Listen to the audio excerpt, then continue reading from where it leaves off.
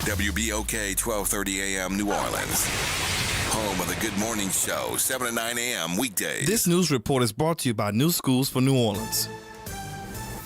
I'm Bree Wood with 4 things you should know from BIN News. Stocks are tanking on Wall Street. This comes as Treasury yields rise as investors have concerns the Federal Reserve may not cut interest rates at their next meeting. The first patient to undergo a new gene therapy treatment for sickle cell disease is out of the hospital. 12-year-old Kendrick Cromer left Children's National Hospital in Washington, D.C. earlier this week, where he had spent 44 days with the therapy. The FBI is investigating a U.S. intelligence leak on Israel's plan for a retaliatory strike on Iran. Reportedly, the material marked top secret was posted to the Telegram messaging app last Friday. The agency said it's working with the Defense Department to look into the leak. And Martha Stewart is the focus of a new documentary out later this month. Stewart has opened up with personal interviews, never-before-seen photos, letters, and diary entries. Martha will be available on Netflix October 30th. Get BIN News on demand 24/7 at BINnews.com. Join New Schools for New Orleans, Allstate Sugar Bowl, and Entergy New Orleans in recognizing and celebrating the Teachers of the Year at our 3rd annual New Orleans Excellence in Teaching Awards, NOETA Gala. The gala will take place Saturday, November 2nd at the Ritz-Carlton Hotel. This year's gala will feature Grammy-nominated Tank and the Bangers. Don't miss out on this intimate celebration supporting our New Orleans public school teachers. Tickets can be purchased on our website, newschoolsforneworleans.org. Good morning, wake up. The Good Morning Show. Good morning. On WBOK 1230 AM.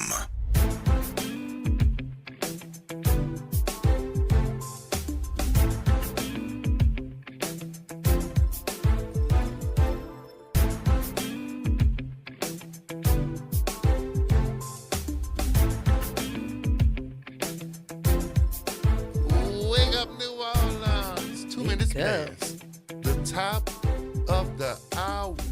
How you doing, Dr. White? Good morning, y'all. I'm great. I voted yesterday. Man, I'm good. Man, yeah, man. Look, go vote. Right? Go vote. Man, shout out to Pastor Deborah Martin and Souls to the Polls, Miss Eva, Kamani and Hamilton and that group.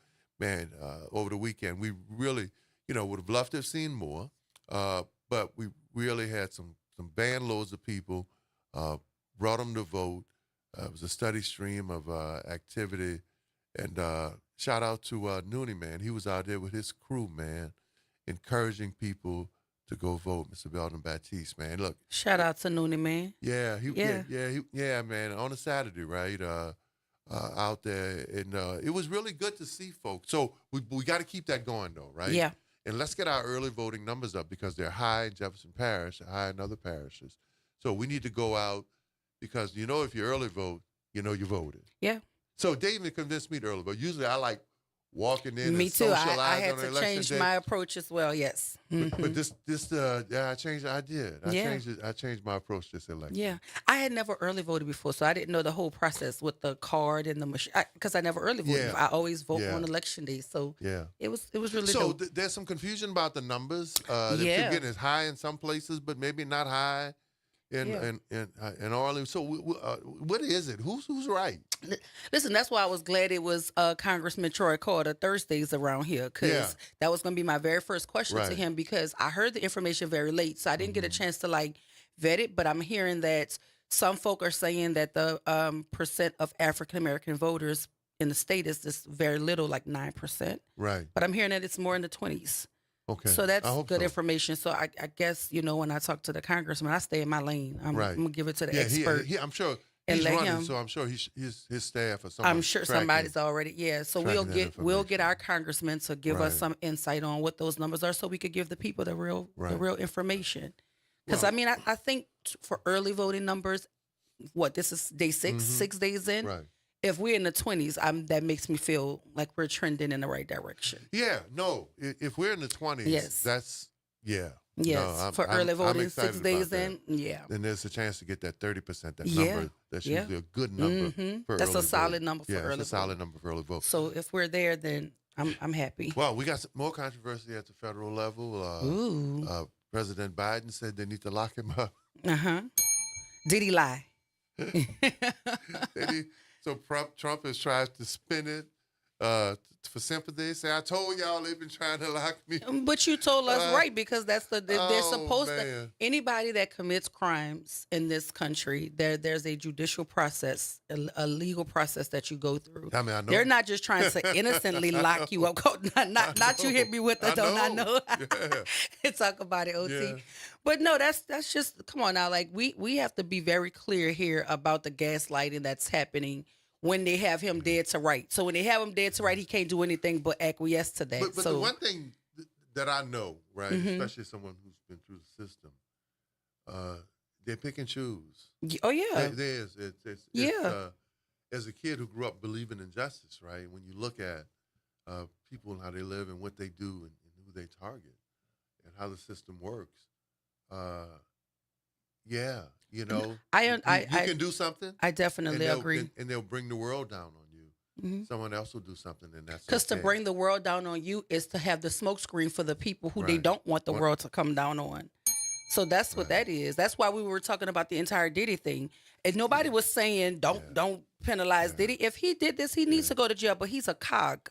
If you remove him, they just put another cog there. You need to go get the head. Yeah, that's what somebody. You need, law enforcement told me. Yeah. When we were talking about the Diddy thing, and talking about, you know, who's going to be exposed. He said, "No, man, the raid was about to protect the ones that can't afford to be exposed." Right, the ones at the top of the food and that's chain. why, and that's also why you're fighting very hard to keep him in there. Because to keep him in there, he's at your mercy. Anything can happen. Because you know, if you free him, he could protect himself. He could box himself in. He could insulate himself, and then you got to worry about what information he's going to leak or put out there. But I think anybody, especially those people who want to engage and things that are not necessarily above board, y'all ought to have a better plan for when they come. I'm just sorry. Like, you got to have a better, there need to be a fail safe, because I'd have had something that hit a button and everybody getting exposed. Because yes, I do deserve to be punished because I know I'm out here doing the wrong thing. But don't make me no But y'all scapegoat. not about to sit here and pin me, nail me to, when you know it's a whole bunch of other folk who actually position me to do this. And I ain't on top of the food chain. And I ain't on top of the food chain. So that's all I'm saying. Go get them all. Right. Clean the whole house, but you're not going to do that. Right. Well, because then you're going to have to go get your senator. and you're going to have to go get your priest. And the CEO. And your daddy. Your uncle that run that big old company over there. The chairman of the shadow government. Some people out the NRA. That's why the NRA can't be touched. They doing all kinds of things. Let's just be honest here. What's that group they call it? They say Jay-Z is a member now. The Illuminati. The Illuminati. Yeah. You got to get the president of the Illuminati. You got to get everybody. So my thing is, when I watched the raids on his home, I promise you, I was sitting here like, what is he being accused of that will warrant that sort of force? And then you have to think to yourself, they looking for something, and they sending in a cavalry to go get it. That's what they looking for, that hard drive. They didn't know they had all them cameras in there. They had cameras everywhere. So we in trouble if we let this information get out. We in trouble. But the moment they'd have put handcuffs on me, I'd have sent one of my baby mamas, because you got a plethora of them. Send somebody to go get something and send it somewhere. 504-582-9422. Happy Thursday. You know you're doing wrong, huh, Oliver? You got to have a plan. Yeah. Well, if you're doing wrong, you need to have a plan. Because if you don't, it's on you. You're going down by yourself. And they're going to have judges blocking your bail. You can't get out. Well, man, we got conversations with our congressman at 7:20. That standard every Thursday when he's available, or when one of the Troy Carters are available. And so hopefully this morning we'll be able to do that. Lisa Alexis, the director of the Office of Cultural Economy. We're going to talk to her at 8 o'clock. And one of my favorite people, man, founder of the Blanca movement, Ms. Blanca Mack, financial literacy, man, and her ability to teach young folk and folk who are financially illiterate are just a growing brand. We'll talk to Blanca at 8:20. Also in the news, Superintendent of Police Ann Kirkpatrick said that the mayor, Cantrell, recently put a pause on the high-ranking police promotions list that has drawn the ire of police officers and groups suspicious of political retaliation. She said in that at the top of the political rankings for police major were 2 officers who signed off on an internal investigation into Cantrell's former bodyguard and alleged paramour. Wait a minute.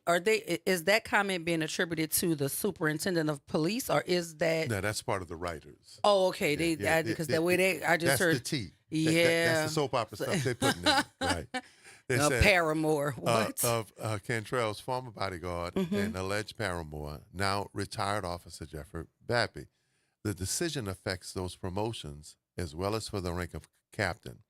And it says she obviously was given a list, understanding it was not final, Kirkpatrick said of the mayor in an interview with the Times-Picayune. She had options about it, and yes, she did have a say in stopping the promotions. So the write-up is saying that because the 2 high-ranking officers wrote some paperwork to do an internal investigation about her supposed boyfriend, that's why she's blocking their promotion? Allegedly. Right. Oh. Allegedly. I don't think the mayor, anybody's that fool. I mean, that's hiding in plain sight, right? But to even say something like that. listen. So Patrick said she's working on revising the process, saying she's been in talks with Cantrell, federal consent decree monitors, and the U.S. Department of Justice. She said she hopes to salvage the existing promotional list for those ranks with some adjustments. Kirkpatrick declined to say more about the mayor's influence on the decision to shelve the promotion for majors and captains after the testing came out. The Cantrell administration did not respond Wednesday to a request for comments. But the mayor's alleged, here go that T, that soap opera stuff again.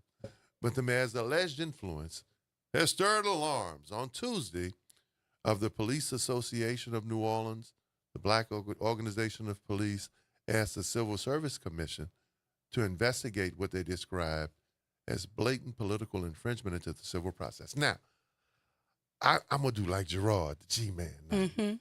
I got some tea too, right? Yeah. You know, this whole tea. I got a cup. Come on. This whole tea to hold. I heard it, like my auntie would say, that the list initially was heavily weighted at the top for promotions with black officers. That's what I heard it. And that maybe a couple of those black officers were not in favor. So I don't know. It's allegedly. I haven't seen. Not in favor of what? That they weren't in favor of those officers getting promotions, but that many African-American officers did well on the test, scored very high. So why is that not public information, though? Like, why is it something that the public can see for themselves? Is that not a process that's open to, like the rubric and how they were scored? And yeah, I mean, I don't know. That's a great question, you know, but I think at some point, if this, you know, the table set here is about to be. Yeah. I mean, because that's the easiest way to justify your decision, if you can show where this was a panel attorney for the police association said there's good reason to suspect retaliation. There were persons who were high up on the list that were ripe for political discrimination. Hessler said it was the first promotional round for Major in 34 years. He called the mayor's influence an affront to the civil service system. So, I don't know, because some of the tea going around was that there were African-American officers who did really well, who were in line for promotions, but they were being passed over and given a list that wasn't representative of the people who scored well.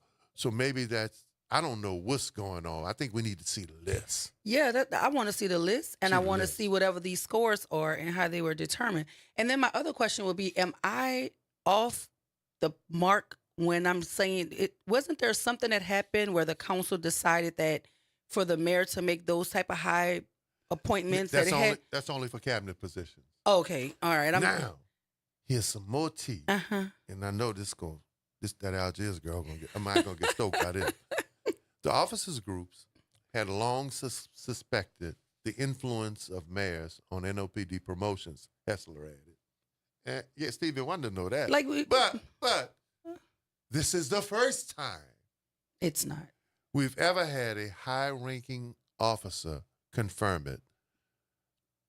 I applaud Chief Kirkpatrick for doing that. Wait a minute. The chief confirmed what? What did she confirm?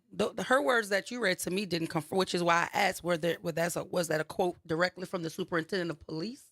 Or was that a quote from the person who authored the writing? So what did she confirm? Are they putting words in this woman's mouth?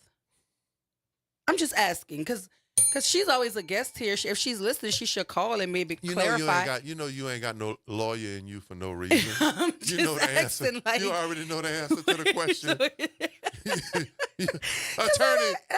Attorney Wyatt, like, what? you already know the answer to the question you're asking. I knew that too. Yeah, I'm just trying to say, like, I'm like, here's the thing, like, that's a tall. I'm so proud of Chief Kirkpatrick for now confirming No, that's this man.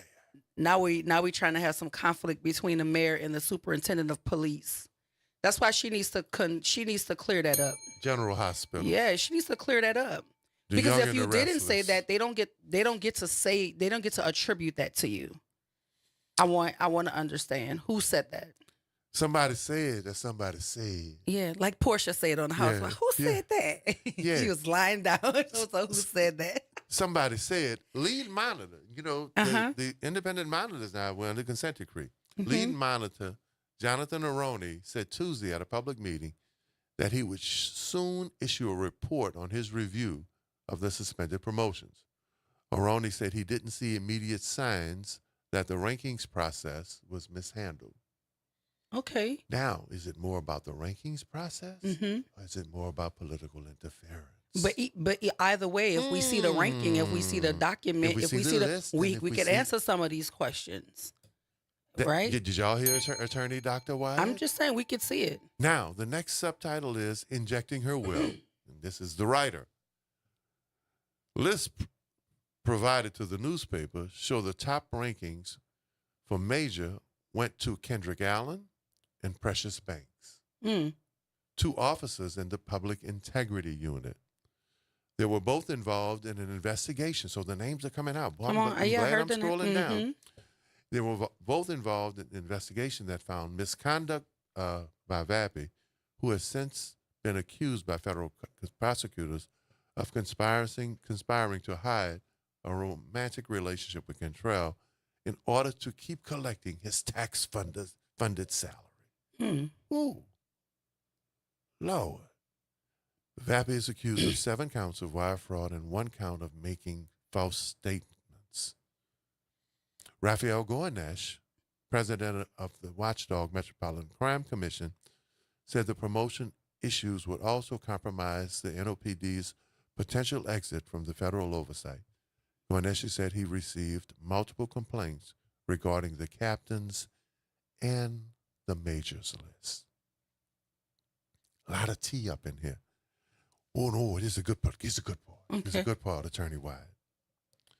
The mayor has not been charged in part of any federal investigation, but their indictment of Vappy, federal prosecutors tried to allege fraud in the mayor's decision of denying then intern chief Michelle Woodfork the permanent job after she upheld misconduct allegations against Vappy. Man, they weaving that web. So this article is alleging. This article is alleging that Michelle Woodfork is not our superintendent of schools. Not of schools, of police, because she upheld the investigation that said Vappy did something that was not above board. But they retching. Now, my other auntie would say retching. They retching. Yeah. That's called weaving the web. And they even got Cantrell also stands accused of using New Orleans police officers to dig up dirt on French Quarter resident Ann Bro. That's the lady who sued Bro, whose attorney. Who was allegedly taking the pictures from her balcony. Whose attorney came after WBOK. Yeah. Got recorded. The silly one. He was silly for that. And to mess with me. Yeah. Yeah. and how corrupt our station is. Yeah. And why am I here? Man, they weaving a wide web. Now, independent police monitor Stella Zement says she was not ready to come to any conclusion about the promotions process. Zement said her office filed allegations that the process was stalled due to cheating. I think there's a lot of narratives getting created and pushed. And Zement said, I'm reluctant to back any narrative without review. That's the right approach to take. It is the right approach, but are they saying that the process involved cheating because there were 2 Black officers at the top of the list? Is that why they're alleging cheating? See, this has to make sense to me. But no. This is convoluted. Yes, it's layers. We need to unpeel this because, pull the layers back. So you're saying there was cheating going on, which is why they paused it. But the opposition is saying they paused it because she didn't want to promote people who help investigate her alleged boyfriend. I'm gonna use the term, Dr. Wide. Please forgive me, but I got to do it. From a former co-host, one of our filmmakers and producers out there, Nicole Collins. She's doing Shout good. out to Nicole. Shout out to Nicole. Nicole used a phrase about some stuff one day. She said, it's juicy meat. It's a good word. She said, it's juicy meat. Yeah, but it's they going in a whole lot of places, weaving a whole lot of webs. Because they got a whole lot of people on the hit list. Just tell us who the list, what's the allegation, was it cheating, was it political corruption? What does how would you say, what does the investigation say? What does the evidence say? Man, we got to go to break, man. You was caught up. You was caught up like juicy meat. Juicy meat. Shout out to Nicole Collins. Shout out to Nicole Collins at WBOK 1230 AM. What New Orleans is talking about. Whose station? Our station. Still your station. We'll be back after the break. You something else? Yeah.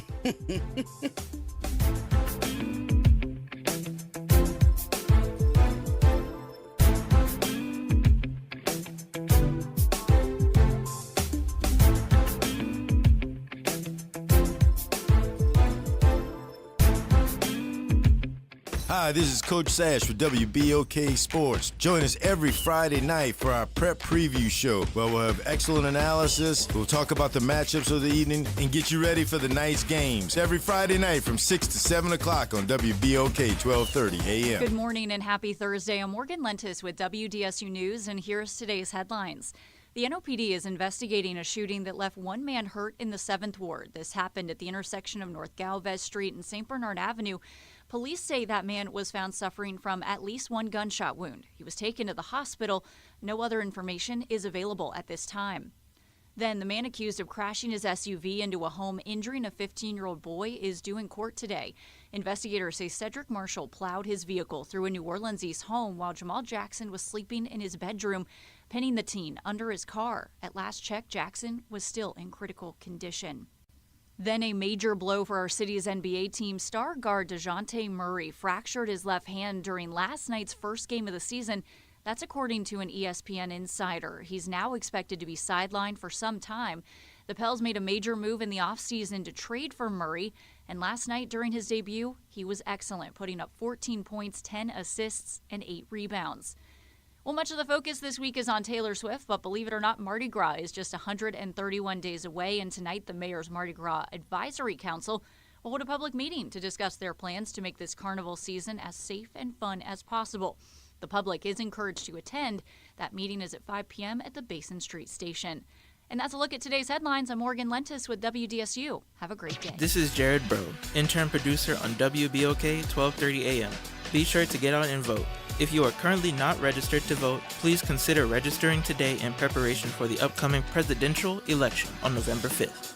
Every vote counts. For everything you need to know, go to GoVote.com. That's GEAUX Vote.com. NOLA Public Schools is excited to be on this 2024-25 school year journey with our families, watching our students dive into learning, growth, and success. As the school year continues, our dedicated educators are focused on keeping every student engaged and motivated. Let's keep embracing new challenges, celebrating achievements, and supporting each other to make the rest of this year even more impactful. Stay connected with your school and NOLA PS through our social media channels for updates and resources. We're here to help our scholars. Attend today, achieve tomorrow.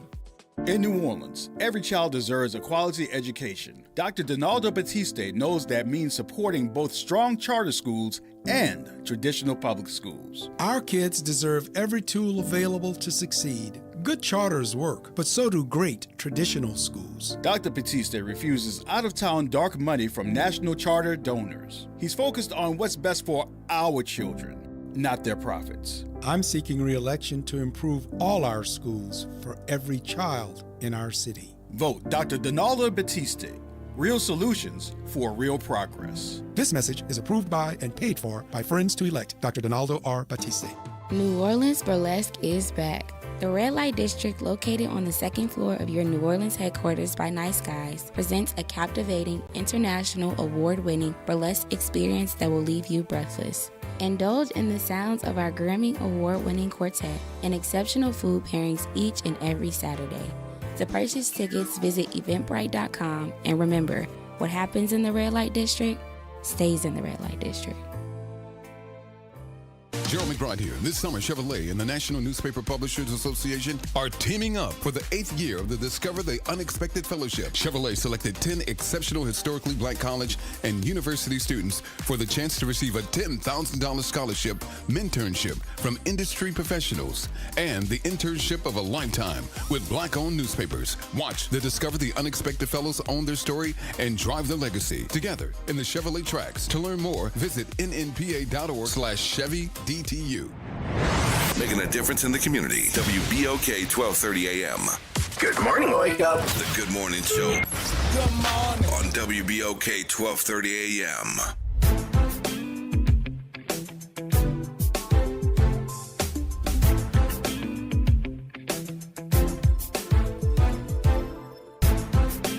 We are back. We are back, man. We're not only back, but back to that Thursday. What is Thursday? Conversations with who? The congressman. Man, conversations with Troy the Carter. Congressman. Welcome. Welcome back. Good Good morning, show, OT and Doc. How are you guys doing this morning? Man, Great to hear your voice, brother. If we were any better, we would be one of them Troy Carters, man. But we unfortunately, we get to be us, but that's all right. When we grow up. And nobody does it better. Hey, man, first of all, as always, man, how are you? How are your family doing? Everybody's fine. My mom celebrated her 90th birthday last week, man. Happy birthday, man. Happy birthday, man. 90 years strong, and what a blessing to still have her with us. And, she was very happy. Man, they're not only happy, man, but I got a chance to spend some time with your sister, Professor Dr.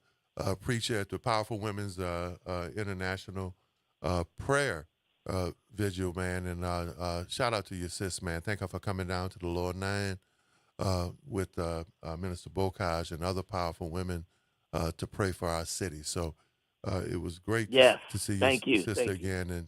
And of course, she was absolutely wonderful, as were the other people, for something that they're going to continue to do annually. So, and I know people don't know, you talk about your mom, but your mom was also, man, very powerful minister of the word of our Lord and Savior.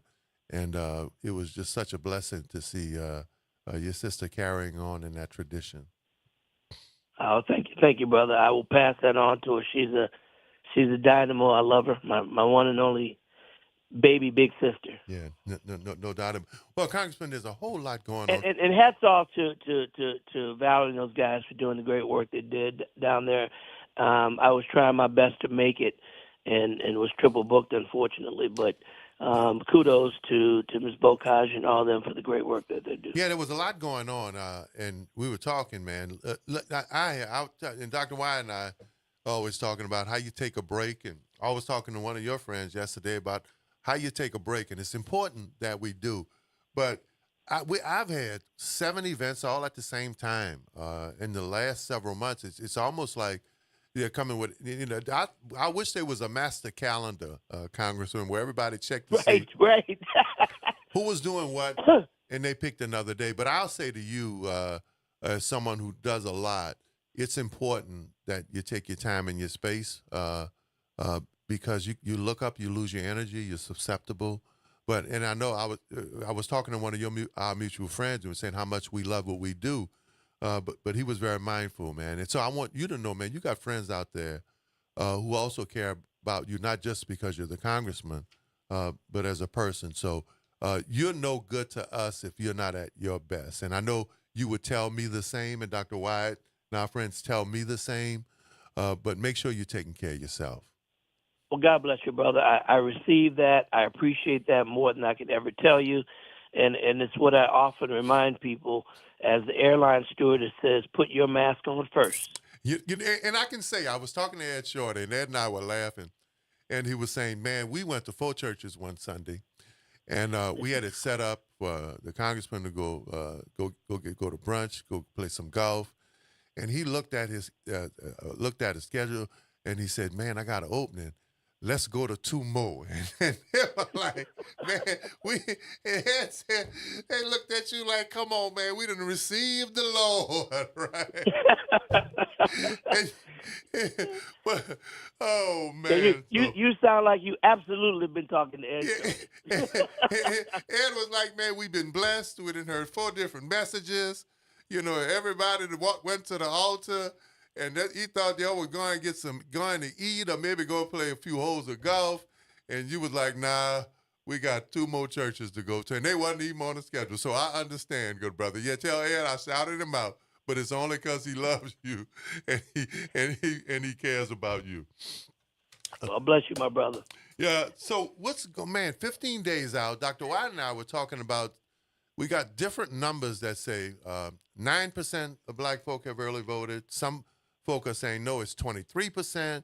And we know we're trying to get to that 30% early vote seal. What is it, Congressman? I've not seen the latest numbers, but here, and you'll appreciate this, OT, because you and I talk about our training, our old school training of how we do things, and we do the long math. My position is this: let's act as if it's 9%, and let's get out there and push it.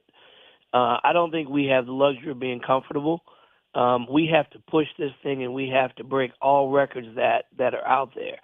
So rather than guessing, let's assume that we're behind, and we may very well be, but we can't stay that way. So everybody who can vote has to get out and vote. Vote today. Today is Thursday. Vote as if today is election day. Don't take any chances. Vote today. Listen, our whole lives depend on this, man. We're talking about this is, for years we've talked about vote as if your life depends on it. Well, this time is real. All the other times have been good dress rehearsals. This is about as real as it gets. This is about our way of life. This is about our democracy. This is about our rights, our fundamental rights as human beings. This fella says, if you vote for me this time, you never have to vote again. What does that mean? So whatever the numbers are, and I like you, OT, have heard conflicting numbers, and depending on who you're looking at, the last numbers I saw were better than 9. But listen, I don't know. I'm not watching that all day, every day, but I do know this. Let's run like we're losing.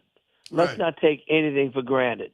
Let's go out and get Grandma, Grandpa, our cousin Joe, our Nan, our Paran, and everybody, and make sure that they're voting as if their life depends on it, because it really is.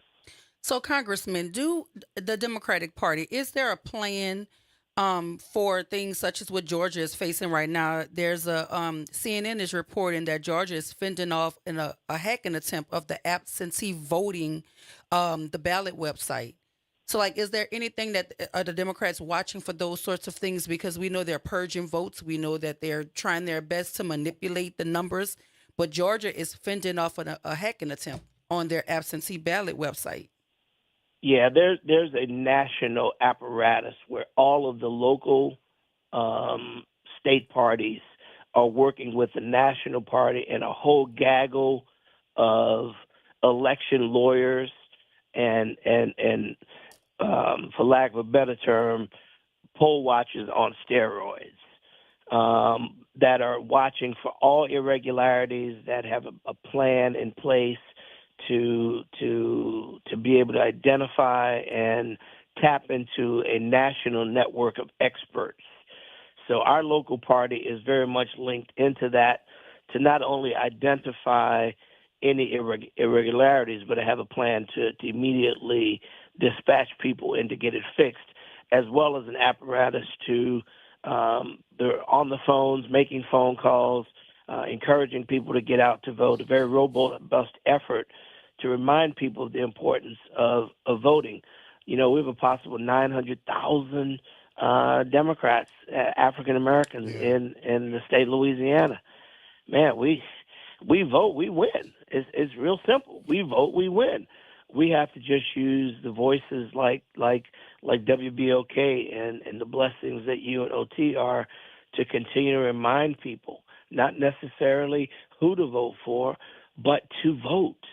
That you've got to get out and vote, because I'm confident, as I think I saw OT on a reel last night, you got to vote. Yeah. I know I don't need to tell you who to vote for president. We know you know who to. You just got to get there. Yeah, I wanted to be careful. You know, there's certain things some of us can and can't do, and I wanted to be careful just to make sure. But listen, but your message was received artfully. Yeah. Well, Congressman, and I know that you're out there with promoting your candidate, especially the Democratic candidate, Kamala Harris. What are you seeing and feeling in terms of the energy? Dr. White and I talk. We're watching these polls go back and forth. Everyone says they're within the margin of error. But for our listening audience, what is your take right now in terms of how close it is or this momentum shift, and what are the reasons for it? And one thing I can ask you to do is put your historical lens on this as someone who has spent time with national elections and local elections. Tell us what's going on, please. And I know we got your agenda to get into, but I know you were right in the middle of this. No. Look, this is my agenda is your agenda. You can modify, and we can talk about whatever is important for the moment. And that's the relationship we enjoy. That this is unfettered facts, opportunity to talk. You know, so it's all good, So your excellent question, and I will tell you, and I'm glad you brought it up, because what we're seeing is a desperate efforts on the other side. The Trump team are seeing their thievery, and I say thievery because, you know, the efforts to demise our democracy, the efforts to promote Project 2025 is nothing short of thievery, because it's stealing our democracy. Right. So their team, they're seeing Republicans shifting to support Kamala Harris. They're seeing moderates shifting to support Kamala Harris. They're seeing women shifting to support Kamala Harris. They're watching their hate base erode, and they're desperate. So now they're coming with this weird concoction that we're going to go after black men, and that somehow black men aren't going to support. You know, I told a group of people the other day, black men been loving black women all our lives. We don't know anything but how to love black women. What in the world are you talking about? Mm-hmm. Right. This is just some foolishness, and we're not going to fall for the okie doke. So we've got to call it out for what it is: desperation. Listen, Kamala is doing incredibly well, and they're watching it, and they don't know what to do. This man is absolutely, and I'm reluctant to say losing it, because I think he's lost it. What man gets on television who's running for president and starts talking about Arnold Palmer's personal genitalia? Who does that? It wasn't relevant to anything he's talking about. Oh, man, those golfers that go in the shower with him. Oh, my God. What are you talking about, man? You've lost your mind. So they're just losing it, and they're trying to keep him on track. And the lens that I see as clearly as I can. If we vote, we will win. It's close in some of those swing states. But remember, some of those swing states he led very strong in. Yes. And before. So now in 2016, those were areas he did well in. But now they're within the margin of error, which denotes significant catch-up on our part. Right. Listen, I believe in my heart of hearts, and if you and I were doing like we used to do, sitting there with index cards, sitting at the voting booths, calling in numbers every 2 hours, we would be saying, nobody understands what I'm talking about, OT. No one knows what the hell I'm talking about. They don't. But we would be saying, hey, man, call Miss Susie. She got to get out here to vote. Yep. And if we get back down to that granular level, we will win this presidency. Well, it's I guess I could use the word surprise, but Mitch McConnell, he came out and he said the MAGA movement is completely wrong, and Ronald Reagan wouldn't recognize it. Right, is what he said. Right, and that is and the Senate Minority Leader Liz Cheney, and the same thing with Jeff Flake. I mean, you're going to see more and more Republicans, and the word is that George W. is on the cusp of coming out. Why? Because this is bigger than Nino Brown, R or a D. This is about the lifeblood of our country. Yes. And doing what's right for the people. You can be as Republican as you want to be, and I'm going to be as Democrat as I've always been. But we have a responsibility to the people. Yeah. And this crap with what Donald Trump has is not Republican or Democrat. It's something unto itself, and it's not good for America. Yeah. And I'm hoping and praying that as I travel the country with the vice president, as I travel the state of Louisiana, as we go to these swing states, more and more people are getting it. And the final linchpin is what it all comes down to, is making sure that people get to the polls and that they don't fall for the okie doke. Don't fall for the okie doke. Right. Don't fall for this division in the black community trash. Don't fall for the black men aren't going to be with women. Of course black men are going to be with black women. What are you talking about? Then the notion that somehow she's not black enough. Black enough compared to who? The Orange Wonder? Yeah. The congressman is up this morning. Congressman up. He's woke. Congressman got a local and a national campaign to win. He up. I can tell you, he old school. He up. Well, Congressman, the vice president just did a town hall, and she said that he's unhinged and unfit to serve. And then John Kelly. Those were relatively nice adjectives. Yes, absolutely. Especially coming from a black woman, that was very. Yeah, she ain't move her neck. She ain't move her neck when she said it. She did not. So I mean, how about that debate when she said, "And this"? Oh yeah, big pause. Because we knew what she was going to say. Yeah. Everybody in America filled in that gap. Yes, they did. Because she had already did a sit down where she told them her favorite seasoned word. Yeah. So they already knew the word she wanted to say. She had already shared her favorite seasoned word. Oh man, no doubt about definitely no doubt about it. But I've seen a shift in the media and Dr. Wyatt and I, because of what we do here with the Good Morning Show on WBOK, we gotta watch media outlets, right?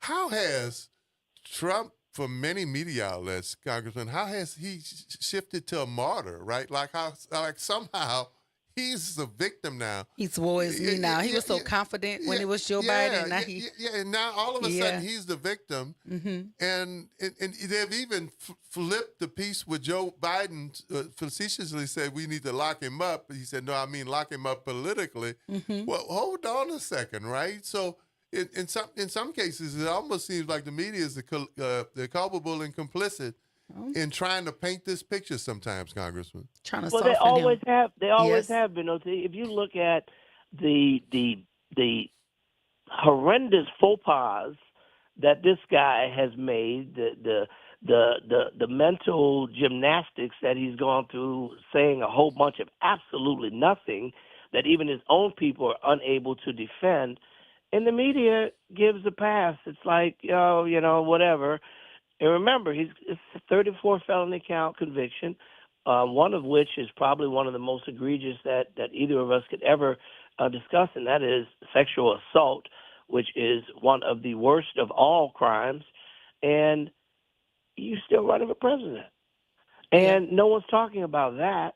No one's talking about the fact that he makes fun of our people that may have disabilities, rather it's mental or physical, and he makes fun of it like it's nothing.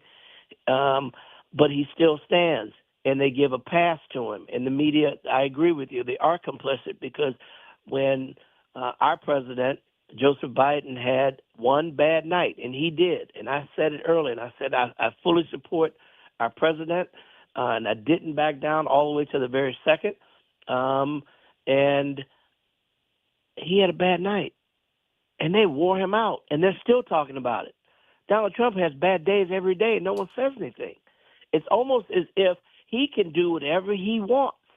And his own self-fulfilling prophecy was, if you remember, he said, I can shoot someone on Main Street and still get elected. He said that early on, and he has been shooting people on Main Street ever since. And no one's checking him. And I tell my friends, and I've got dear friends like you and Dr. Wyatt have as well, that are in different parties, who are in different races and different faiths. And I ask them, how in the world can you still support this man?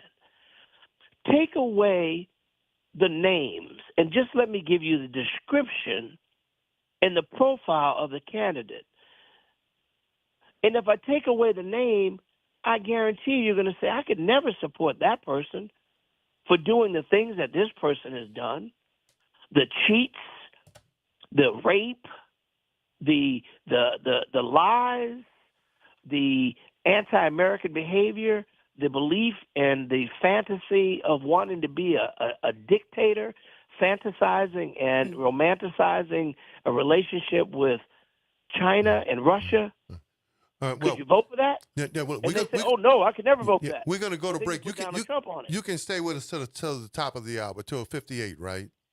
Yes, I can, sir. Okay, thank you. We're going to go to break, and when we come back, hey, man, look, our congressman is giving us a front row, wide lens view of not only what's happening nationally, but the discussion around it and why it's important. And if you've been listening, there's no question about how important it is to vote. He's telling us maybe our hope and our future is if we vote. WBOK, 12:30 a.m. What New Orleans is talking and about. Whose station? Our station. You know it's your station, girl. We'll be back after the break. So this new dose is... nope, that's not it. The price is nowhere to be found. Mr. Green? Hi, it's all good. We've got this. This is not just help from a Walgreens pharmacist. Oh, new prescriptions. Cool. Let me check to see if these are the lowest cost options covered by your Medicare plan. Oh, that's great. Thank you. This is someone supporting you every step of the way. Chat with a pharmacist today to find help saving. This is the human kind of help. Walgreens. Welcome to Chemical of the Month, a service of the community scientist and Rise St. James. This month, we're focusing on lead, a heavy metal that's dense, soft, and poses serious health risks. In Cancer Alley, lead exposure from industrial emissions or contaminated soil can significantly increase cancer risks and other health problems. Stay informed and protect your health. For more information, visit risestjames.org. Join the conversation Friday, October 25th with Calvin Luster from Home Bank during the Good Morning Show at 8:30 a.m. Don't miss Calvin Luster from Home Bank live on the Good Morning Show Friday, October 25th at 8:30 The a.m. New Orleans Jazz and Heritage Foundation is the nonprofit organization that owns the New Orleans Jazz and Heritage Festival presented by Shell. With the funds generated from Jazz Fest, the foundation invests in Louisiana companies through economic development, cultural enrichment, and free educational programs. To learn more about what the New Orleans Jazz and Heritage Foundation does, please visit www.jazzandheritage.org. Visit DePaul's new Algiers Health Center at 2801 101 General de Gaulle Drive to receive primary and preventive care for both adults and children. Services also include behavioral health, imaging, and on-site pharmacy, vision, Medicaid enrollment assistance, and more. For appointments, visit DePaulCommunityHealthCenters.org or call 504-207-3060. Good morning, wake up. The Good Morning Show. Good morning. On WBOK 1230 AM.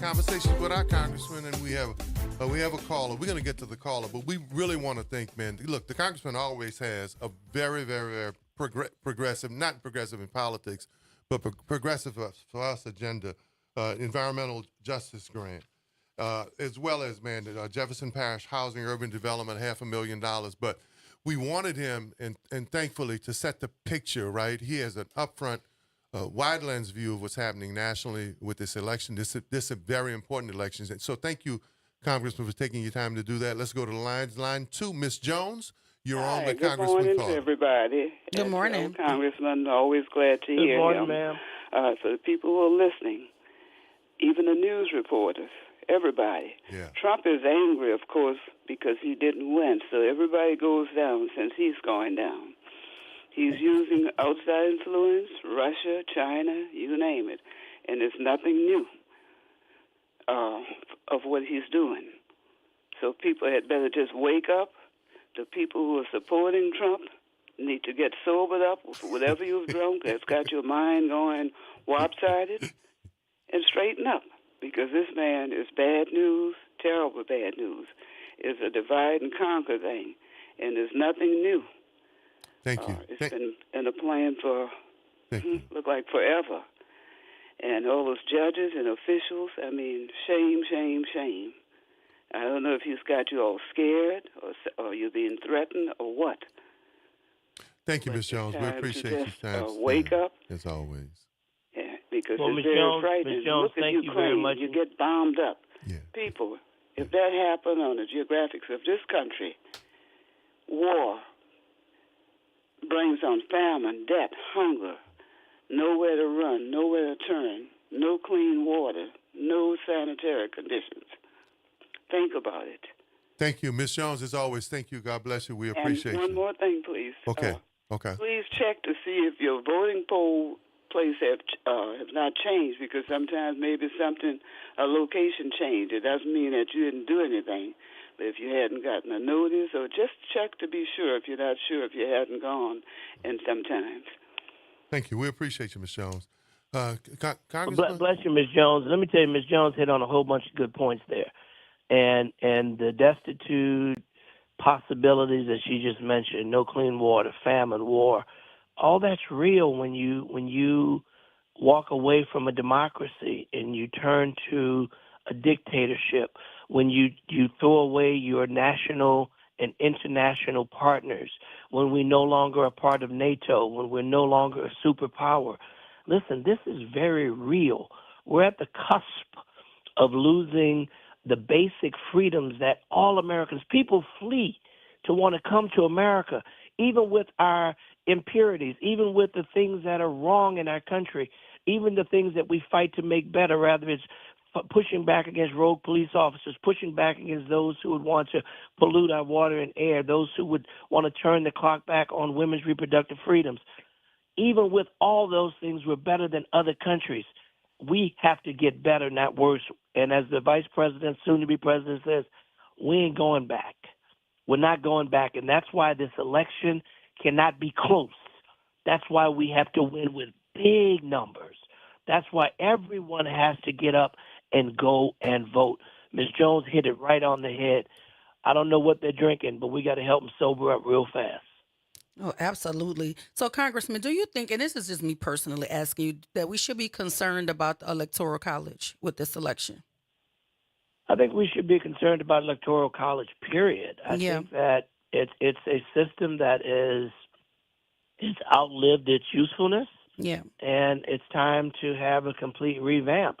It's unconscionable that someone can win the presidency by millions of votes in the popular vote and not become president. Like Hillary Clinton. That defies one person, one vote. Right. The bedrock of our Constitution. Right. Well, it's always a pleasure to talk to you, Congressman. I was absolutely looking forward to speaking with you because Olive and I were talking off air about the early voting numbers. And if we can be in that range where we believe we are, then it's a good sign that we're trending in the right direction. Do we need to still implore people to come out and vote? Yes, Absolutely. but if we're somewhere in the to, 20s, 5 days in, that's a trend in the right direction. I think we need to blow the alarm. I think we need to get on the phone. I think we need to send a sign. Listen, don't blow this opportunity to early vote. It's here for you. You got every opportunity. You got the plates at the table. Now we just got to eat.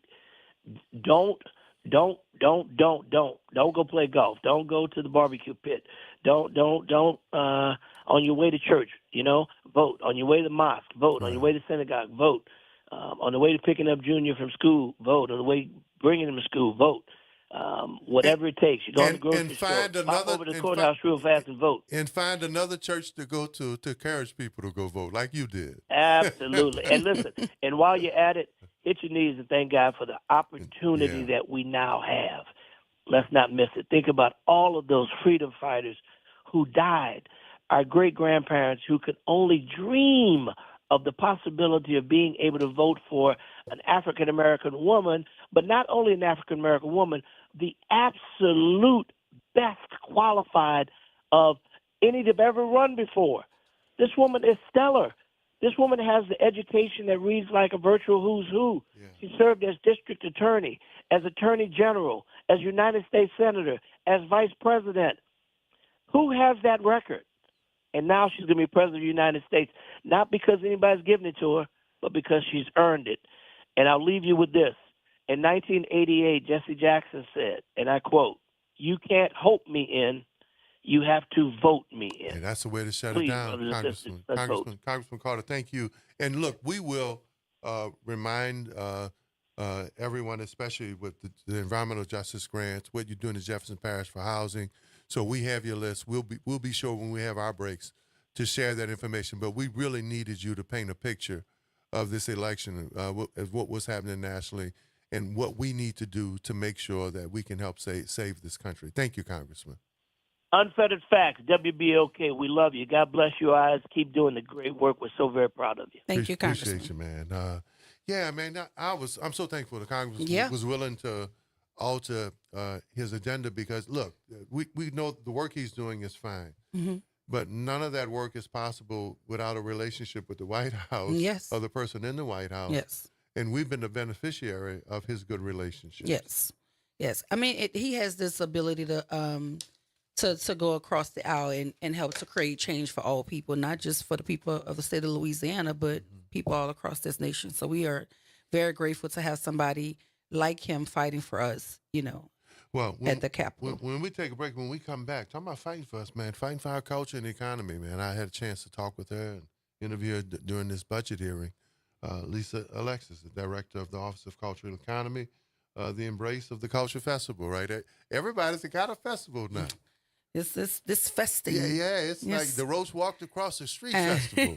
So we're going to talk to Lisa Alexis about this festival movement and what it does for the overall economy and the Swifty Bowl. Yeah. Not the Super Bowl. Because that's what it is. But the Swifty Bowl. I think they've blocked up all the hotels for Taylor Swift. If the nurses go on strike, there are several hospitals that have set up alternative contracts with nurses from around the country.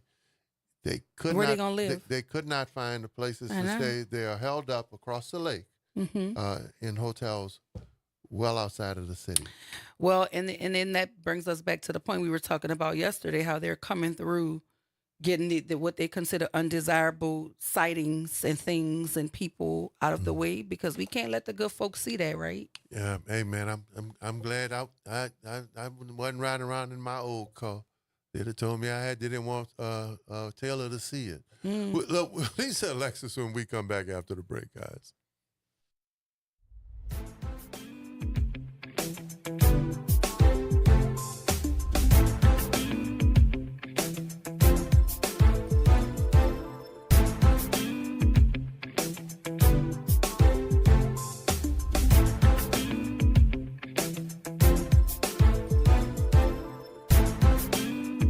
WBOK 1230 AM New Orleans.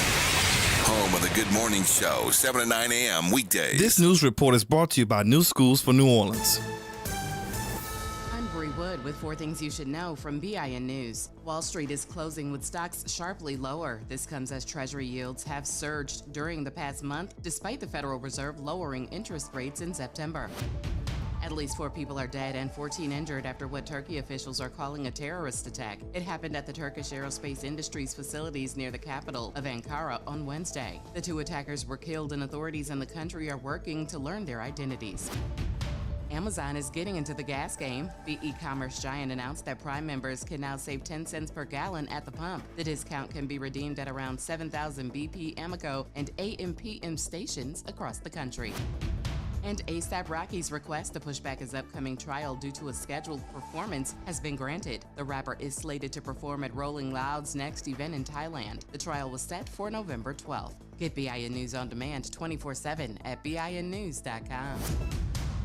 Join New Schools for New Orleans, All-State Sugar Bowl, and Entergy New Orleans in recognizing and celebrating the Teachers of the Year at our 3rd annual New Orleans Excellence in Teaching Awards, Noetta Gala. The gala will take place Saturday, November 2nd at the Ritz-Carlton Hotel. This year's gala will feature Grammy-nominated Tank and the Bangers. Don't miss out on this intimate celebration supporting our New Orleans public school teachers. Tickets can be purchased on our website, newschoolsforneworleans.org.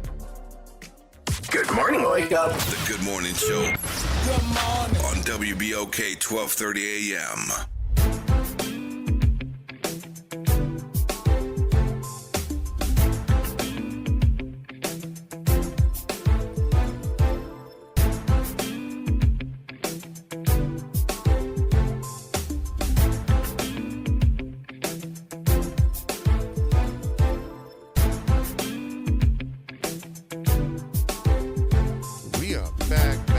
As always, thank you, Congressman Carter. And I think we had all 3 of the congressmen today, even in the national election and in the campaign, because I thought we were going to get the one who was campaigning to make sure he got reelected, the one who was campaigning to make sure that Kamala Harris and the Democratic ticket was important, and then the one who would come on the show. But I think we had all 3 of them. Yeah, because he was up. Yeah, you know, he had, saw that? Yeah, he was woke. He was up there. Somebody gave him his good coffee. He was on 10. Yeah. As soon as we got into the conversation. He was up. So shout out to the congressman. And talk about, because, you know, we be on Listen, 11, no, 12. Sometimes we got to wake our guests up because they'd be like, what's wrong with y'all? Right. We celebrate the morning. We up, right? Yes. Talking about being up. Embracing our culture. I don't know if there's anyone who's up higher than Lisa Alexis. Miss Alexis, welcome back to the Good Morning Show. Good morning, everyone. Good morning. First of all, how are you doing? I know you're going through budget hearings and, you know, you're getting everything you asked for plus some, but how is Lisa Alexis doing? Lisa Alexis is well. With our culture as well, I'm well. If they're lifted, I'm lifted. Good. Now, the culture, Embrace the Culture Festival, man, you were reminding us during the hearings, and you've done it in the past, that this festival economy, I don't know if we're leading the world or the nation in festivals, but every day, every week, every month, every year, we hear about a new idea, a concept of a festival or a new festival, and many are starting with the bang. Talk about that culture, that festival economy. Where is it coming from? Why is it booming? And why has it been so successful? It's been successful because we have now had an opportunity to allow the culture to speak to us. And through us, we offer the opportunities to bring their ideas to life.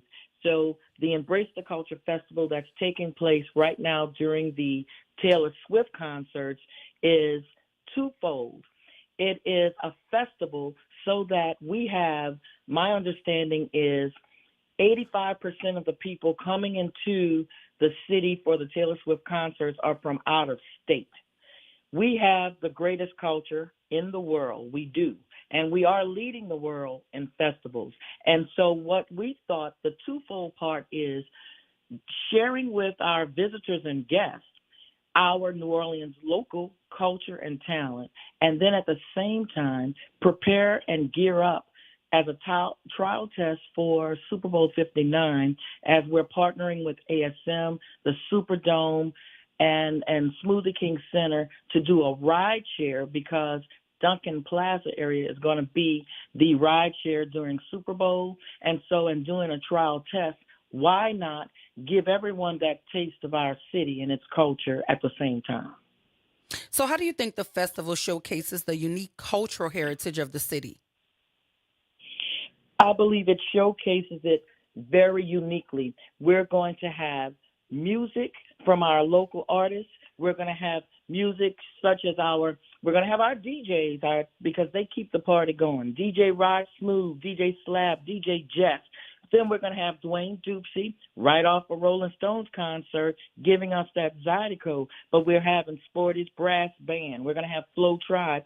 So in one aspect, the entertainment is going to be local, and it's always local with us. But then we're going to also have food vendors out there. So we're going to have Creole Barbecue, Tangerine Kitchen, Weedax Fried Chicken, Fried-tastic, La Cantanita, awesome. Nola Munchies. So we're going to give you a little taste from every type of cuisine. And then at the same time, we're going to illuminate Duncan Plaza with our local visual artist installations. So there's going to be light installations and all that are creative and reflective from our local artists, but also giving homage to Taylor Swift as well as two of the installations is going to be from one of her Eras tours. Well, we're talking to Lisa Alexis. She's the director of the Mayor's Office of Cultural Economy. Lisa, I'd like to, I don't know if we've done this before with you, and you've been a guest before, but talk about the creation of the cultural economy, because historically, it is a place where we had a culture, we had an economy, but many of the people who benefited from it, first of all, were not from our community, many were not from here, and many were not even the people who provided the tradition and the culture. Talk about that creation, what went into that, and how is that movement going? Certainly. We began its true origin and launch actually during the pandemic. In 2019, I stepped in, and in starting, we did the traditional activities that we do, which is Mardi Gras and our Jazz Fest and Essence Fest, Bayou Classic. And then we went into 2020. We had Mardi Gras, and then the world came to a halt. Mayor Cantrell was pulling essential workers. So you think immediately your medical staff, your emergency management, fire, police. But then she called over to our cultural economy office and she said, you are being pulled up, your whole team, as essential workers. Why? She says, because if our culture dies during this pandemic, so goes the city. You all have to come up with an idea in which you're going to keep the culture going. And so we were there in the office every day, weekends and all, and we came up with the concept, Embrace the Culture. And what we did is we utilized our Gallier Hall Theater, Live Nation and House of Blues and the Fillmore partnered in. And even though their people were furloughed, their people still came into those venues and allowed us to live stream our local artists of every sector so that people could tune in and see our artists, whether it was music or whether it was food, whether it was literary, it was every aspect. And that allowed them to showcase their work. People could still purchase, monetize, and support them when there was no other way to make money. So Embrace the Culture was born out of adversity and used to keep our culture going. So how do you choose the lineup of artists for the festival? Like, how does that happen? What days? Yeah. Yes, we have an event management team as well that works with us. But what we do is our concept has been from the beginning under the Cantrell administration is spread the love.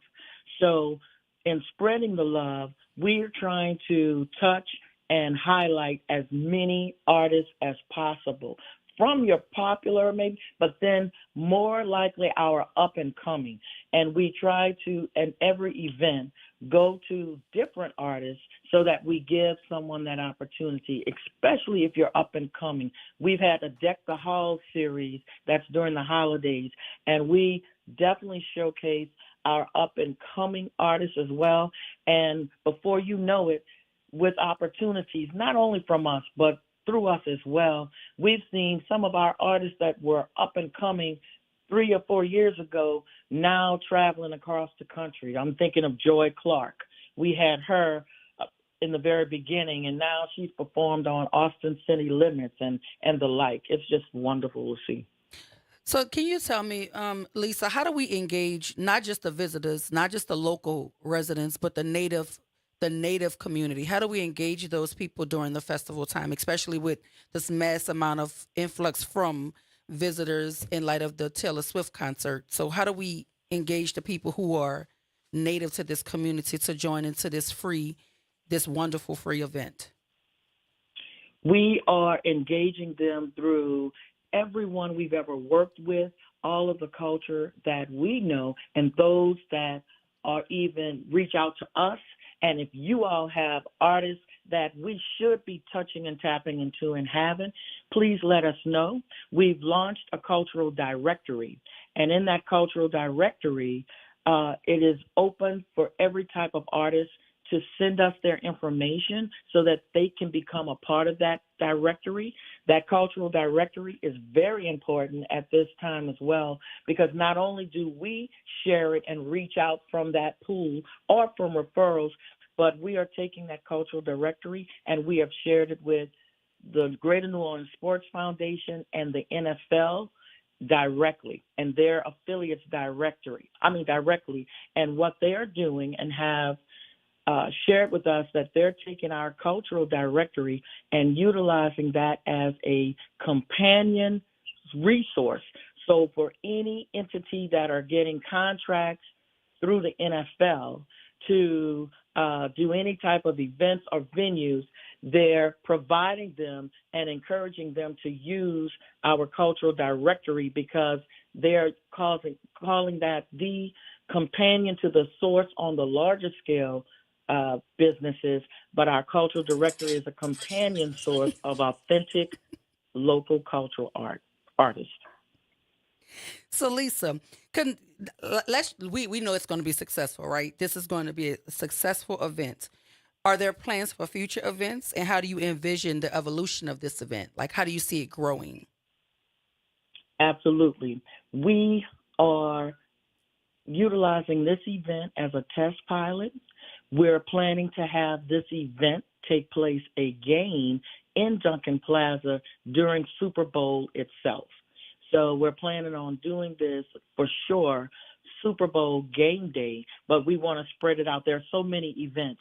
So this particular event, in partnership with not only the rideshare component, which is ASM, Uber, and Lyft, but we also have all of our first line responders, Homeland Security, FBI, NOPD, EMS, fire department, and federal agencies all working with this event to monitor it. We have even our technology entities and all working with us because we want to monitor, because as you all know, we're the one city. We may be small, but we're quite mighty because we put on events that have millions of people gathered in spaces at one time.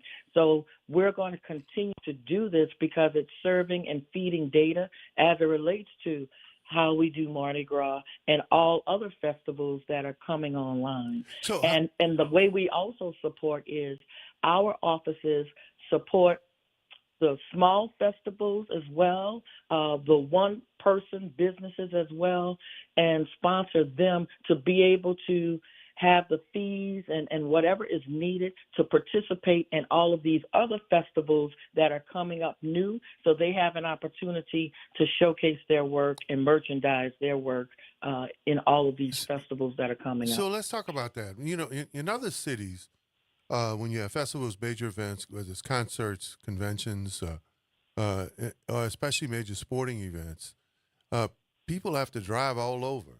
If you've been to a Super Bowl or a major professional entertainment event other places, it's nothing to driving 30 minutes, 35, 40 minutes outside of the city. What are we doing to brand other parts of our community? Because historically, we've kept so much downtown, right? So much in the center city. Now you got the Gentilly Fest. Now you have New Orleans East Fest. You have other. You have across the river in Algiers. How are we seriously taking a look at spreading out venues to take advantage of the 180,000 people who are going to come to the Swifty Bowl, the Super Bowl, NCAA events? What are our plans to make sure that we spread it out economically? Yes, we are. We have in the past 2 years as well. We've worked with the Tribune and with Ms. McKenna, and there is a welcome book. At one point, the welcome book was just maybe during Essence.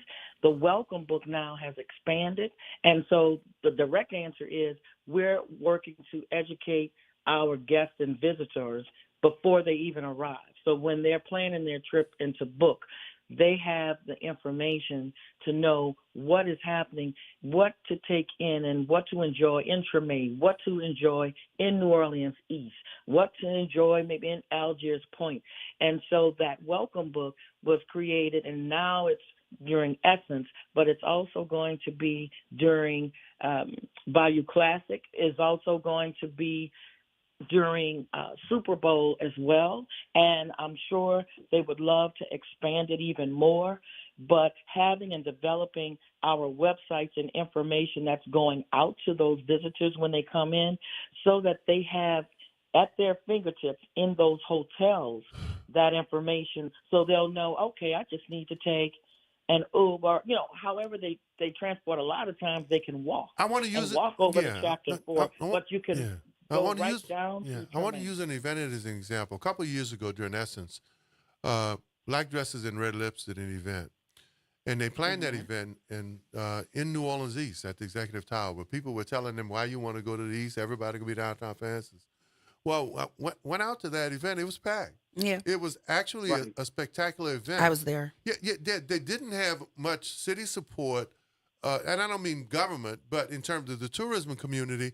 But it was one of the most successful upscale Essence events, and it was nowhere near downtown. How do we continue to cultivate that? We have to educate it and market it. Our office has to be intentional on marketing that and to knowing that the city of New Orleans is not a space. The city of New Orleans and its experiences in your heart, and it is all throughout. Learn the history of our city. We want to be sure that we're giving history of our city. We're helping those who have their license and their tour guides that's giving true historical facts are on the circuit as well, so that people can support and learn so much more about our city, because our city is all over. It isn't one area. And people are having wonderful experiences because of that and didn't even realize it. So, Lisa, can you tell us before you go, the festival lineup, is there a schedule so that if I wanted to see Jelly and Hot Sizzle, what day would I go? What time would I go? Like, is there a breakdown of the date and time so that we can know when these people are hitting the stage? Yes, we are. I believe my social media team is communicating that out, and there is a schedule that will be out there on the big scrims as well. But on our website, if we go to NOLA.gov/cultural-economy, it will be there, because Jelly and Hot Sizzle is going to be Saturday at 9:15. We have the Brassaholics on Sunday, 9:15. We have Flow Tribe on Friday, 9:15, and we have our schedules. The DJs are going to start at 7. Then we're going to have the first act, or the band, at 8 o'clock. And then we're going to have another major band, and then it's going to wrap and close with our DJs. So that Friday sounds night like a is good DJ time. Raj. Sounds like a good time. Thank you so much. Anything you want to leave us with before you go? Yes, I would just encourage everyone listening, and you all as well, to please go to our website at NOLA.gov/cultural-economy, so that your cultural information, your business, can be added. It's a very simple step, but it goes a long way. People have been hired from that cultural directory directly by outside folks, and there are lucrative contracts. So we just want to make sure no one is left out, and everyone and everything you do is important. And Lisa, are we encouraging people to go and vote? That's the last early voting weekend. Yes, by all means, go and vote. I want to see. I'm just saying. I'm just throwing it out there. I voted stickers. Everyone needs to wear their I voted stickers. I want to see your sticker on your doing forehead. a giveaway for that. Absolutely. So let's remind the people to go vote. That is the last weekend before early voting is over. We want to thank our guests for joining us. Thank you to Lisa Alexis, Director of Office of Cultural Economy, and thank you to our Congressman Troy Carter. Stay with us after the break. We're going to talk to Ms. Blanca Mack, Universal activist and founder of the Blanca Movement. You want to find out what the Blanca Movement and we is? want, yeah. Hold on. Got to get it straight from her mouth. Whose station? Our station. It's your station.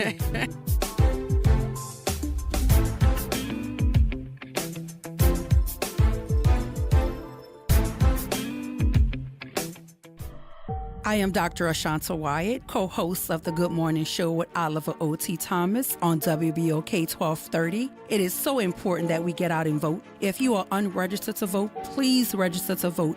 We have an upcoming presidential election on November 5th. Your vote is your voice. I'm asking you to lift your voice and vote. For everything you need to know, go to GoVote.com. That's GEAUX Vote.com. NOLA Public Schools is excited to be on this 2024-25 school year journey with our families, watching our students dive into learning, growth, and success. As the school year continues, our dedicated educators are focused on keeping every student engaged and motivated. Let's keep embracing new challenges, celebrating achievements, and supporting each other to make the rest of this year even more impactful. Stay connected with your school and NOLA PS through our social media channels for updates and resources. We're here to help our scholars.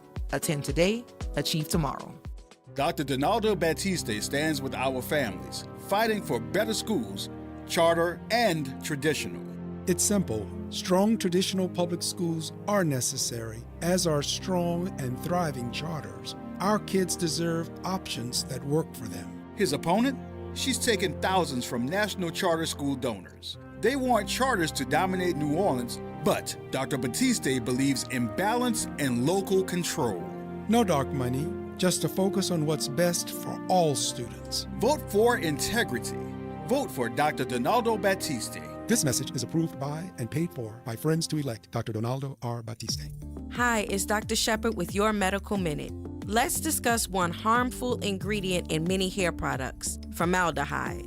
This colorless gas is a known carcinogen found in hundreds of hair care products disproportionately used by Black women, such as Brazilian blowouts and keratin treatments. It increases the risk of cancers such as uterine, breast, ovarian, and of the upper respiratory tract. It's linked to allergic dermatitis, headaches, asthma, and nervous system disorders. The chemical has many names and derivatives, and even products that do not have formaldehyde may release it, such as methylene glycol or formalin. Risks are increased with long-term exposure. Lawsuits have been filed against prominent companies and manufacturers like L'Oreal, Revlon, Sally Beauty, Soft Sheen, and Avalon. In June, there were 8,170 hair straightener lawsuit filings. The FDA has been considering a ban on formaldehyde, but is consistently pushing back the timeline to reach a decision.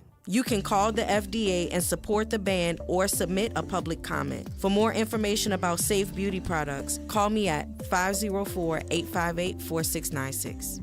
This has been a Medical Minute with Dr. Cassandra Shepard on WBOK 1230 AM. Making a difference in the community. WBOK 1230 AM. Good morning, Wake Up. The Good Morning Show. Good morning. On WBOK 1230 AM.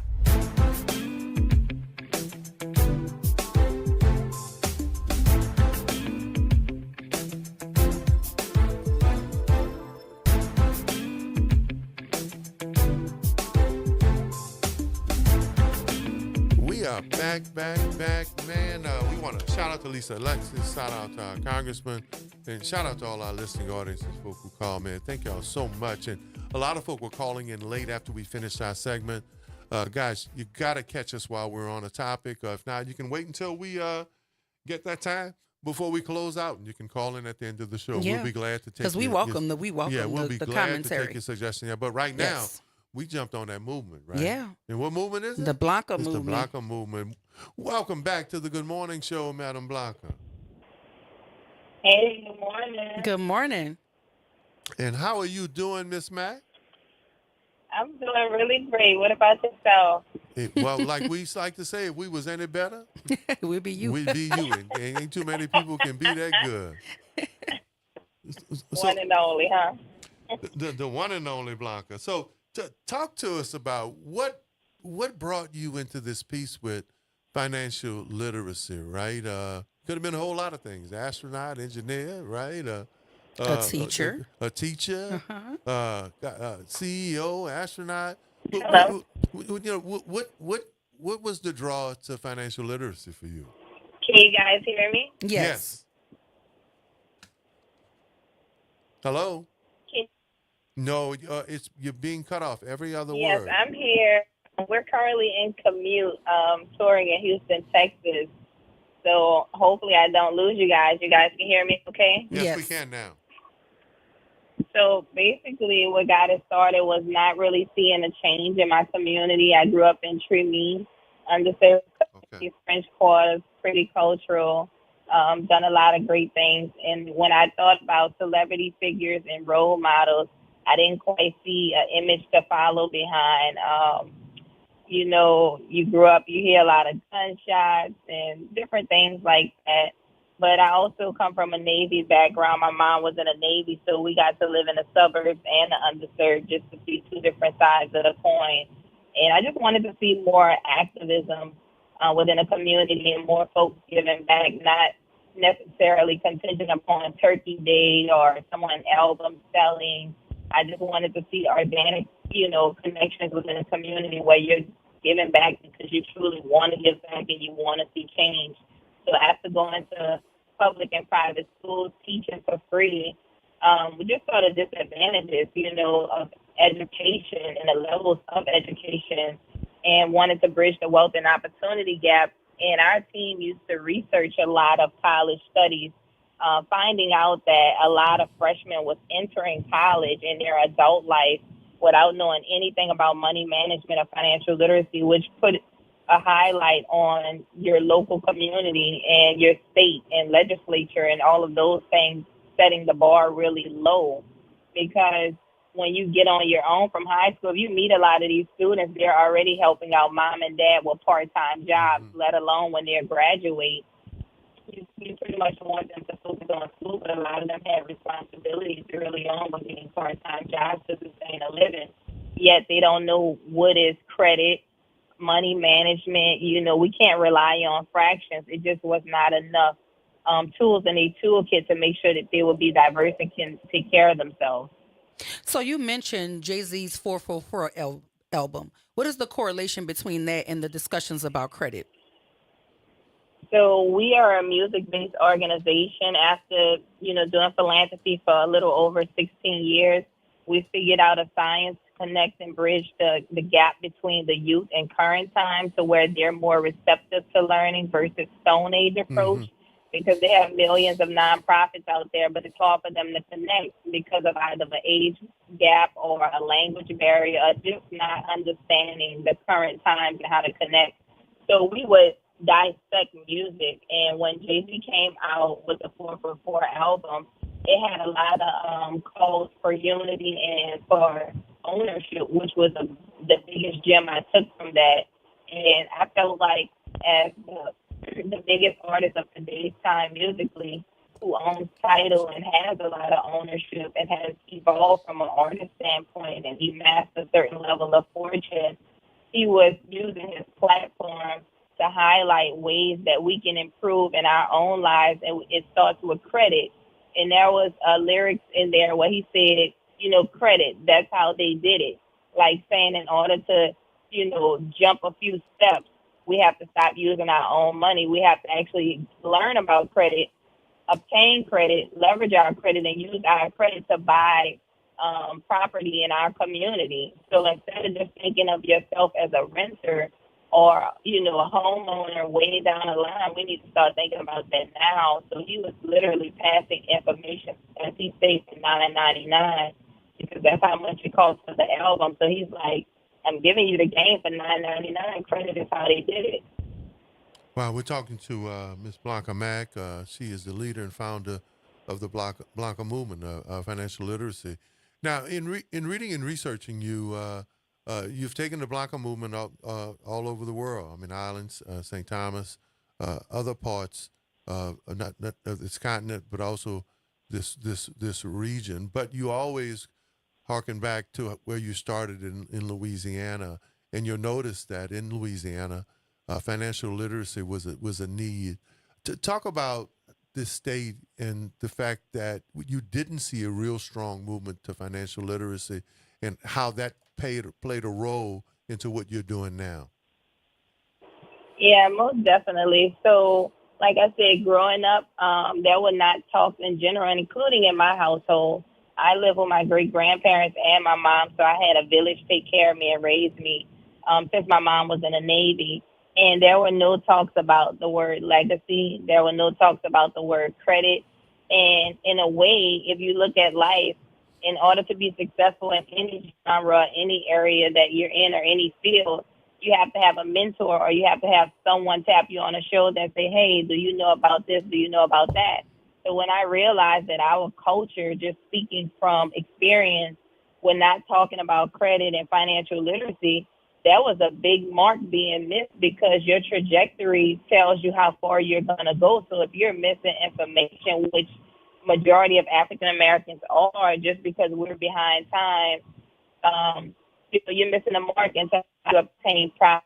How do you start having these conversations within your home? And when you research, a lot of different races are introducing these conversations at age 5 and 6. When you look at other countries, they are ahead of the curve because they're talking about credit and ownership, and they're instilling things that are not truly making you lazy. So back in the day, we would be outside playing, and we're learning things. These days, AI is quite taking over, and it kind of handicaps you because it's something that's thinking for you. You're not really relying on yourself.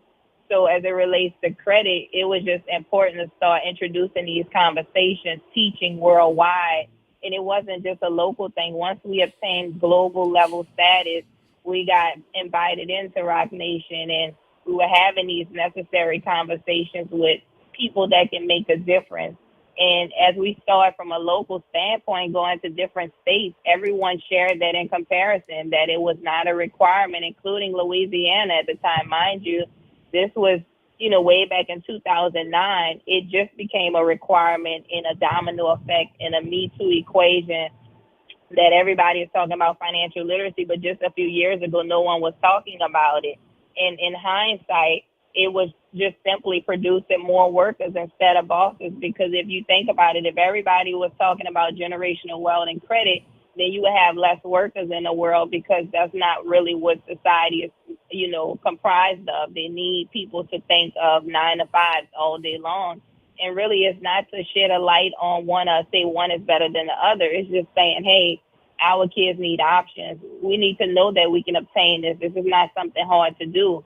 And if you don't have anyone going into the schools, especially nonprofits, they can get contracted to go to the schools for this particular reason. But if they're not using their platform to teach about economic advancement and financial literacy, then they're a part of holding the society back. And we'll never be able to build a society within society, because our society is misinformed. And when you look at other cultures, Jewish, Caucasian, it doesn't matter. They're passing information, and that's how you build a society within society.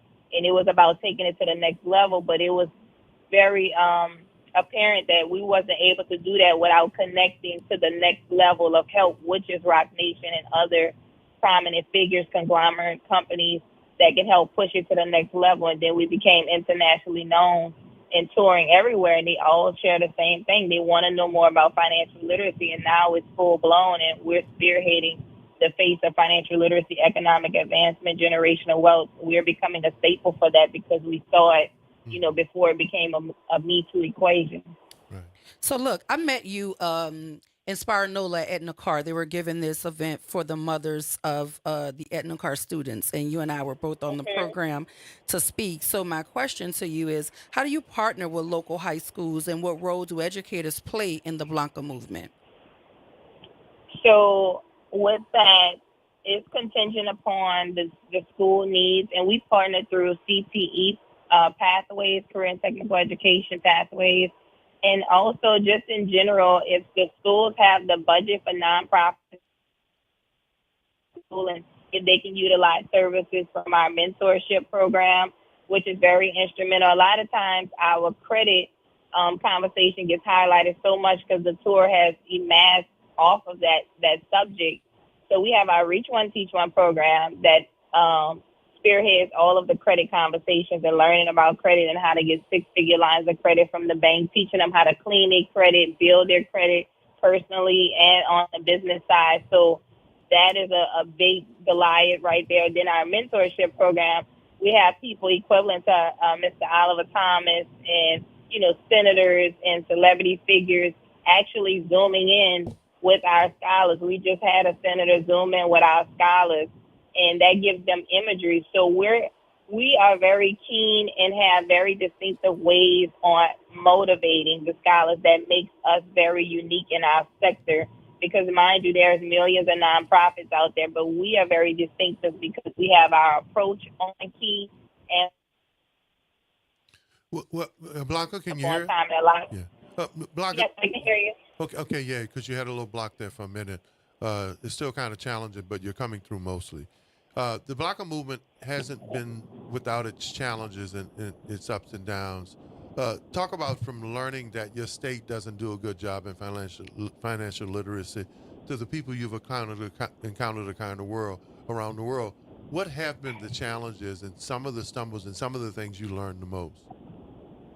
So a lot of the common factors is not having a budget. And when a lot of people reach out to us or want to work with us, especially in Louisiana, we learned they don't have the budget. It's very unfortunate because when you go to places like New York and different states, they have a budget to allocate for nonprofits. And if they want financial literacy, and majority of the schools want it. It's just not having a budget, which is so unfortunate, and that holds them back. And then when you go to these other states, you see how far ahead they are. So it's about making sure that your public school system, your charter schools are having the budget that they need so they can bring in nonprofits to help bridge the gap and be a piece to the puzzle. So it's about voting. Everyone needs to get out there and vote, including for your, just period, like in your community, if you want to see changes in your community, your infrastructure, everything boils down to you voting and getting out there and voting. If you keep reelecting the same people and putting them in position and there's no change within your community, I would advise, just doing your homework a little better, putting someone in your community that can create change. And then when you do bring these topics to your local officials and try to get budgets for your school, it will be more effective. I wouldn't repeat the cycle, and I think it just stems from not using your voice, not using your platform, not pushing emails, and doing things like that. So can you share with us a success story of any student that has gone through the Blanca movement, gone through your program? Can you share a story of success with us? Yeah, absolutely. So when we were invited to Rock Nation, we're partnered with Georgia Westinghouse Career and Technical Education. That is Jay-Z's alma mater, and as we newly learned, that's Busta Rhymes, Biggie Smalls, and DMX alma mater as well. We didn't know that, but the students taught us that after being partnered with the school and doing financial literacy workshops.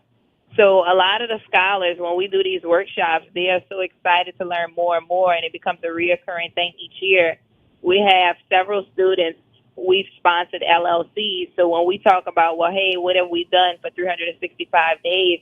And what have we done to change the lifestyles and mindset of students? We sponsored their LLCs to give them their first head start.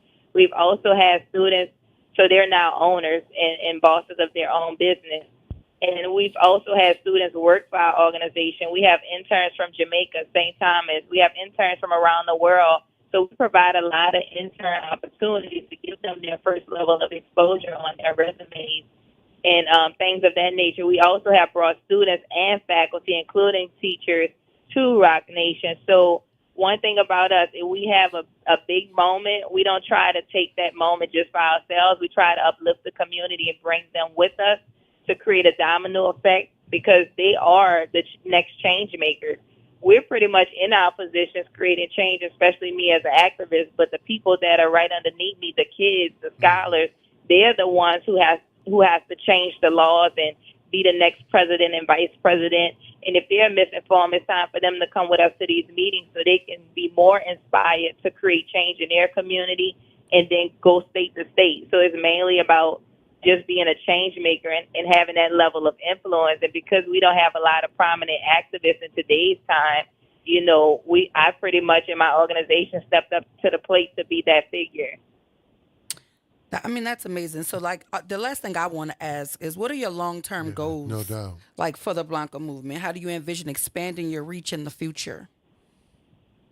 So, by pretty much doing what we're currently doing, taking care of the community, touching the people, and making sure our impact is felt locally, globally and internationally. And by doing that, it's about creating longevity partnerships with different schools and nurturing those relationships as we are. We've been touring in Baltimore, D.C., all over the country pretty much. That way we have the data. So when someone says, okay, well, what is the need? We should know that because we've toured everywhere. We've done the work. And it's ultimately about being a staple. We cater to every creed and color, but at the end of the day, I am an African-American woman, and I understand the essence and power of that. And we are, my book called Book of Keys, it teaches you how to eat clean, evolution of the mind, supreme wisdom. These things we incorporate within the curriculum to catch students up, and then we make their parents involved. So when we're talking about being a next change maker, we have a formula, we have a curriculum that's very robust. So when they partner with us, they are on the next level to become a successful person no matter what they pick. And it's ultimately about creating tours, college tours that students are eager to go on. We got to create more exposure. There are schools that don't take their students far to where if you think of New Orleans, I want people to say, you know what, I may be born from New Orleans, but that doesn't mean that I cannot go and travel the world and see what's out there. So for us, it's giving students exposure. And with this tour, we'll be able to do it for years and years and years to come. As long as there's a school, there's a Blanca movement. And when you think of generational wealth and financial literacy and financial freedom, I want people to think of the Blanca movement because we put the work in. Yeah, so Blanca, of course, it's to be on the go all the time, right? She's on the go right now. Yeah, I'm on the go right now. You're doing this interview while you're in transition. It's got to take a toll on you. So what do you do for Blanca? I mean, I'm sure your work is rewarding, but where do you get your peace, your Self-care. motivation, and your self-care from? That's a great question. I had to learn the hard way because I have such a mean work ethic, and it comes from my great-grandfather. And a lot of times if I am tired, I kind of override that emotion because I always look at the bigger picture. Like, I always say, well, what would Martin Luther King do? Like, if you didn't keep pushing, right. What change are you truly going to make? Sometimes when I do have those normal thoughts and body tired, and, you know, what I do say is if I go this hard for 1 week straight, the next week I got to give myself grace, which means quiet time, catch up on my sleep. There's times where I have to wake up at 4 and 3 a.m. And in those moments, I probably just went to sleep at 12 at night. There's times where I have a flight at 3 a.m. and sometimes I don't go to sleep. I'll be like, I'll catch an hour on a flight. That's how important the mission is to me because our kids are out here dying left and right and their parents are being executed on TV. So that's a hard thing to watch. Well, when you coming back home? Let's see. That's a great question. More than likely next week, but I teach in New York a lot. I've committed myself to George Westinghouse and our mentorship program there, and a lot of other programs and workshops is there that the school keep and continuing. So I'm in New York every week, but I do live in New Orleans, but I'm kind of everywhere. As you can see right now, I'm headed to a talk show in Houston, Texas. And I want everyone to follow the social media on Instagram, Blanca Movement, Book of Keys, and to keep up with us. So is that your contact information on your Instagram, the Blanca Movement? Is that how folk can reach out and contact you? In current time. And if for partnerships, you can send us an email at info@Blanca Movement, and we would definitely love to partner with everyone who wants that level of education. And just in general, I think this time that I'm traveling, it helps me digress a little bit. I don't really have too much me time, but I pray about it. I just know I have a very important mission to do, so I'm working on that. Well, thank you for the work that you do on behalf of children and these communities you serve. No doubt about it. Look forward to seeing you back home in the home front. God bless you. Most definitely. Thank you so much. You're welcome. Movement, man, ain't nothing like a movement, huh? Yeah, info@Blanca Movement. Movement. We got to get a movement to get more people to go vote. Now. Yeah, because listen, you have 2 weeks, 12 days before Election Day. And we counting down. Yeah, early voting ends October 29. You got to get your soul to the poll, baby. We counting down. WBOK 1230 AM. Well, New Orleans is always talking station? about our station. And you know it's still your station. We be back after the break.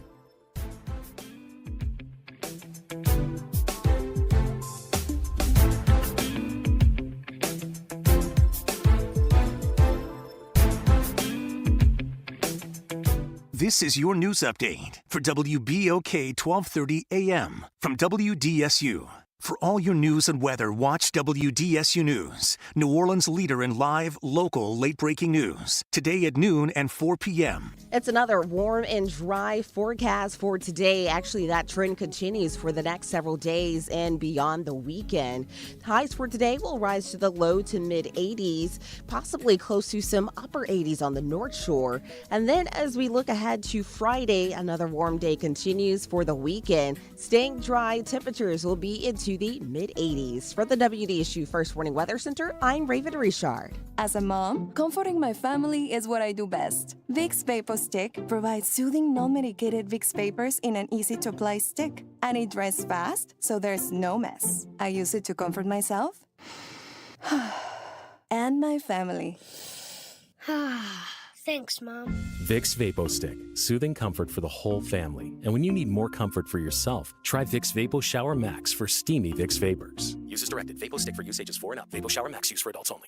Keep up with NOLA Public Schools through Education Elevation, hosted by Superintendent Dr. Avis Williams. Education Elevation will highlight the achievements, innovations, and contributions of scholars, educators, schools, and the district. Tune in every fourth Wednesday at 11:30 a.m. for engaging conversations and updates as we strengthen connections and support the needs of our scholars. Mark your calendars for every fourth Wednesday at 11:30 a.m. Hello, this is State Senator Joe Bowie. On November 5th, we have a historic school board election in our District 2, and I am seeking your support for Dr. Eric Doc Jones. Dr. Jones is a native New Orleanian and the only educator in the District 2 race. He is committed to our children and has the courage to ensure our children and community have a quality public education system. Please join me and vote Dr. Eric Doc Jones, Orleans Parish School Board District 2. He's number 12 on the ballot. This is Eric Doc Jones, and I approve this message. Tune in to The Monitor's Mic, where we talk about oversight, policing, and you. Hosted by the Office of Independent Police Monitor. We're here to shine a light on policing issues that matter, from real-time policing updates to in-depth interviews. Every Friday at noon on WBOK. Delgado Community College offers programs in business, technology, health sciences, and the arts, with over 100 career-focused degrees and certificates that are affordable, flexible, and transferable. We can give you the knowledge and skills to succeed. Delgado is a great fit if you're starting your post-high school education, or we can help you advance or change your career. Take a step toward being unstoppable at Delgado Community College. Visit dcc.edu to learn more today. The New Orleans Jazz and Heritage Foundation is the nonprofit organization that owns the New Orleans Jazz and Heritage Festival presented by Shell. With the funds generated from Jazz Fest, the foundation invests in Louisiana communities through economic development, cultural enrichment, and free educational programs. To learn more about the New Orleans Jazz and Heritage Foundation, please visit us at www.jazzandheritage.org. Hey everybody, it's Kimber White Dupree. And it's Graylin Bryant Banks from the front porch. We're coming up next. Good morning, Wake Up. The Good Morning Show. Good morning. On WBOK 1230 AM.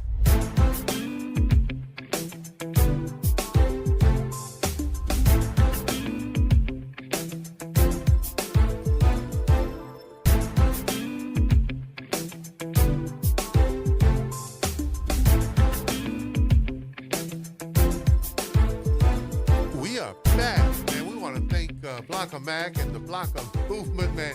Sister's so passionate about what she does, so passionate about actually communicating with us and our audience that she was doing it in transition. Absolutely, man. she was in transit heading to Houston. You know, Doc. We love our listening audience and we thank them so much. But those people who are willing to come on and share their expertise, man, and their knowledge and inform. We can do what we do without them. Or just the things that they're doing. Sometimes people are just uninformed about what you're offering. That's even a possibility to participate. And what are you doing? And we got one of those people in the studio right now. Can I say the chili movement or the silly? Yes,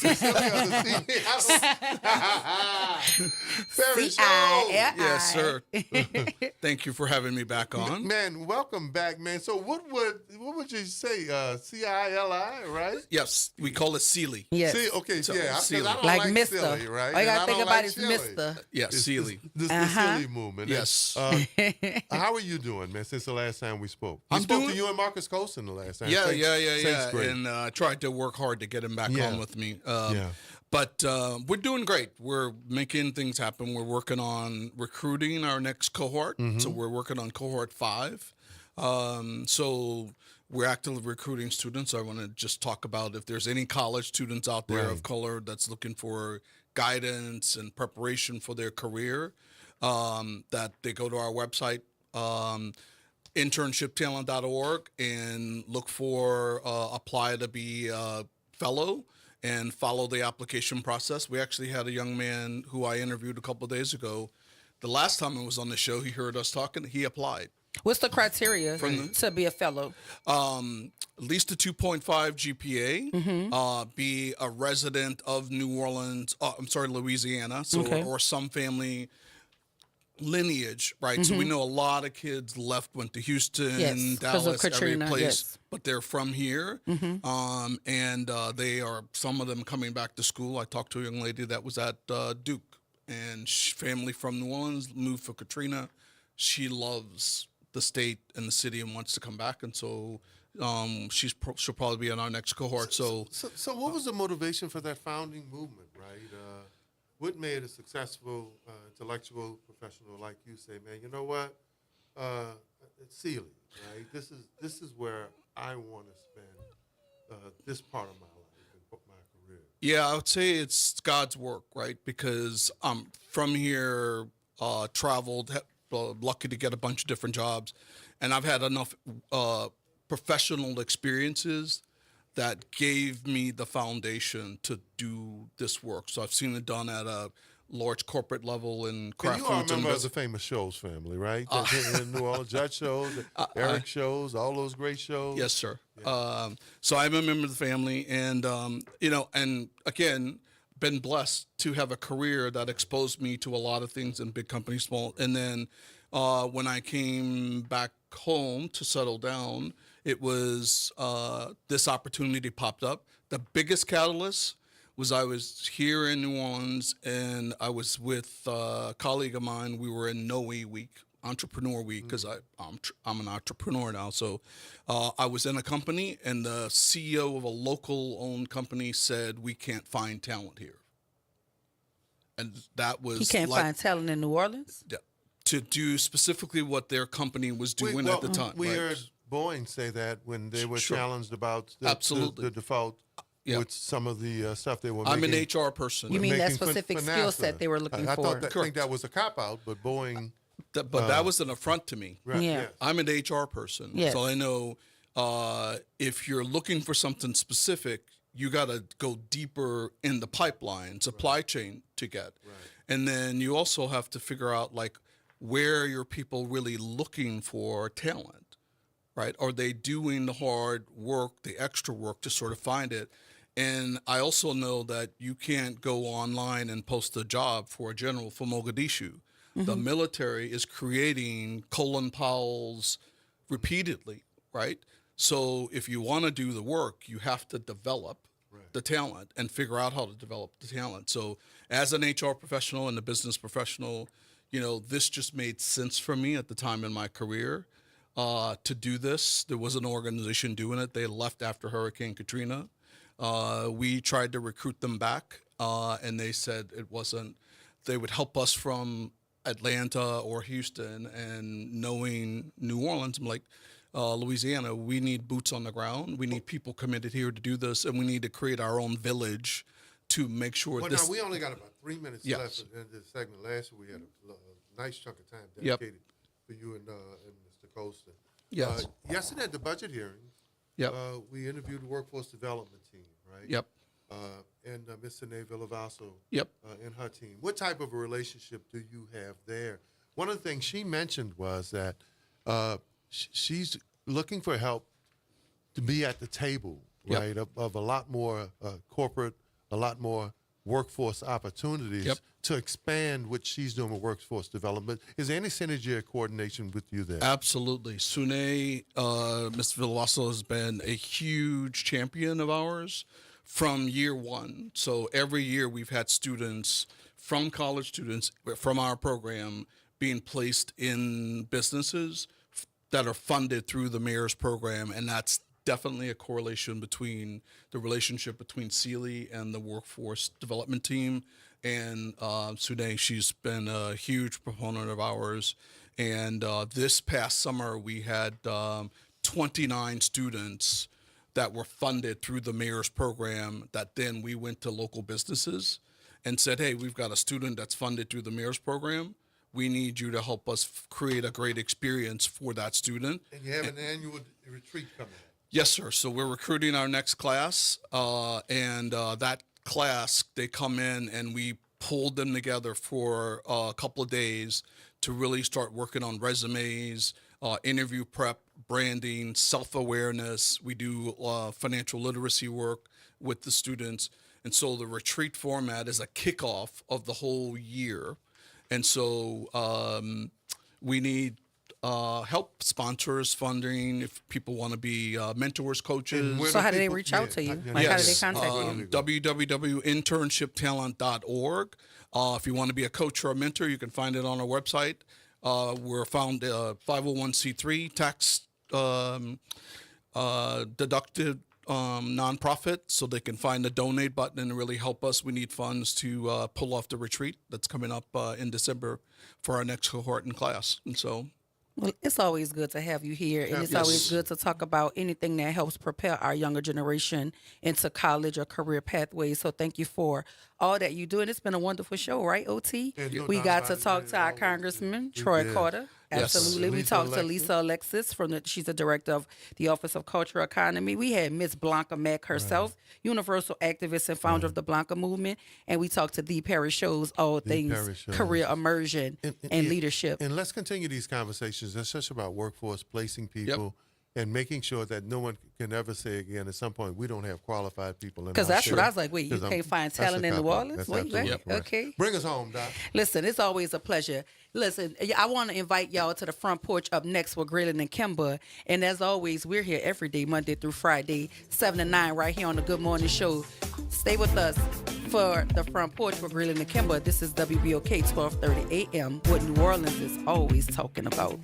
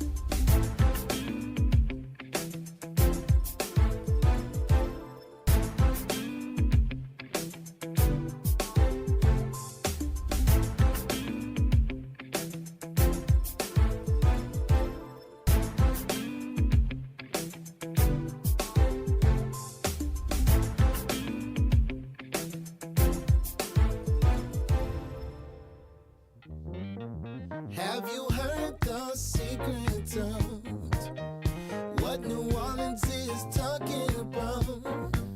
I promise everything will be okay if you're listening here on the airwaves. It's that WBOK 1230 AM. From the campus of Xavier University. WBOK 1230 AM. Go. An Equity Media Station. I'm Bree Wood with 4 things you should know from BIN News. A prominent CNN reporter is recounting her capture by armed militia in Darfur. Chief International Correspondent Clarissa Ward said her crew was reporting on the ongoing humanitarian crisis in the region when they were detained by a Sudanese warlord. They were held for nearly 2 days. The Justice Department is warning Elon Musk that his plan to give away $1 million daily to register voters in swing states may be illegal, as paying people to register to vote is prohibited by federal law. Bed Bath & Beyond is making a comeback after filing for bankruptcy last year. Following its acquisition by Overstock, it began selling products online and is now reopening physical stores in a collaboration with Overstock and The Container Store. And during an appearance on $1 Million Worth of Game podcast, Ice Cube said the Friday franchise is coming back. He said the new movie is going to be funny and up to date with new and old characters. Get BIN News on demand 24/7 at BINnews.com. You're on the front porch with WBOK 1230 AM. Yep. Biteable.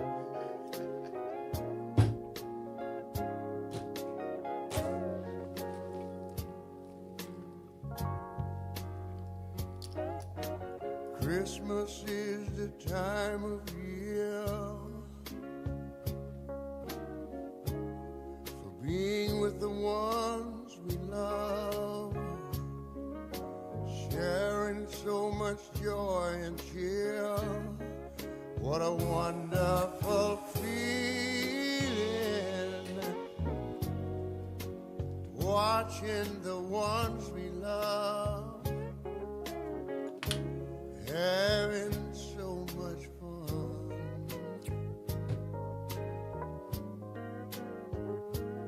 I was sitting by the fire.